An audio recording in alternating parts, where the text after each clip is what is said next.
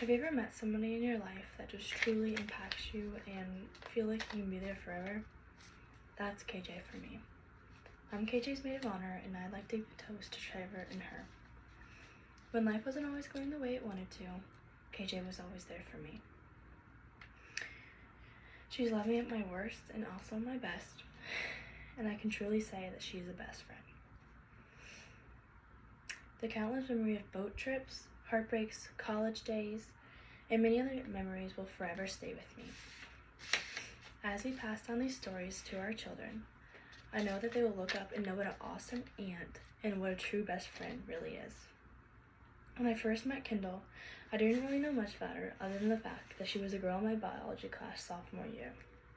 We ended up being placed in the same Spanish class the following year, which was my junior year and her sophomore.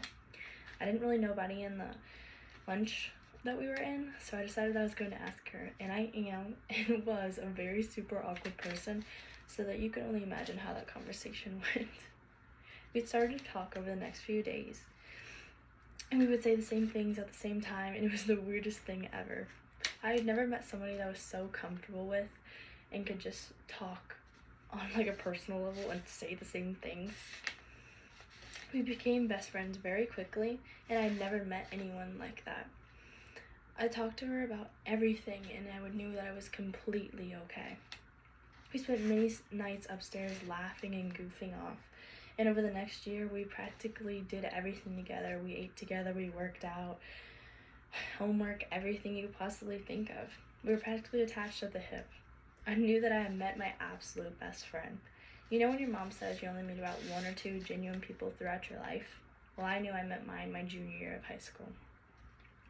There are many stories I could tell you about Kendall and I, like the time our brothers asked her to take them to the shop and get a PVC pipe, and we drove through town with it hanging out the window, which is probably one of the dumbest and funniest stories that we have. Or the time that we spent all day in the backyard riding the side-by-sides and four-wheelers just mudding.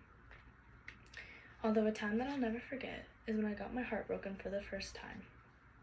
Kendall let me have a few moments of being sad, but there was no crying in the Gibson house. There was fish to be caught and sun to be laid in. She was truly my best friend and someone that I will always look to when things are hard. I'm blessed to be part of Kendall and Trevor's wedding. I knew that she would find her forever when she left for college. Although she was doubtful, I know that Kendall Gibson would get anyone in Gainesville.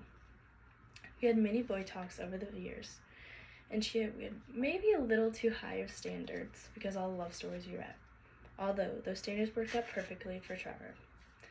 I love seeing how perfectly he treats you and all the dates and boat rides that he takes you on. He gives you your personal space when you need it, and I know that he's the perfect man for you.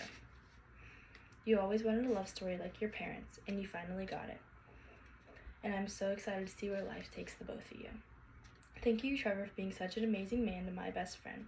I may have given you a hard time throughout these years, but it was all out of love. I had to have high standards for you as well. I couldn't let my best friend marry anyone.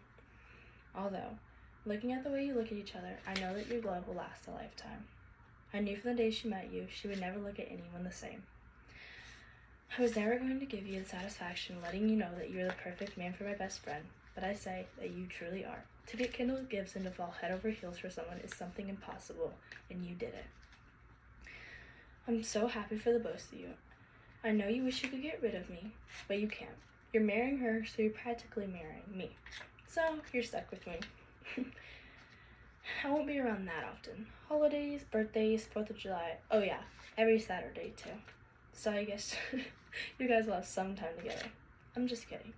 Kind of. I love you both and can't wait to see what God has in store for you.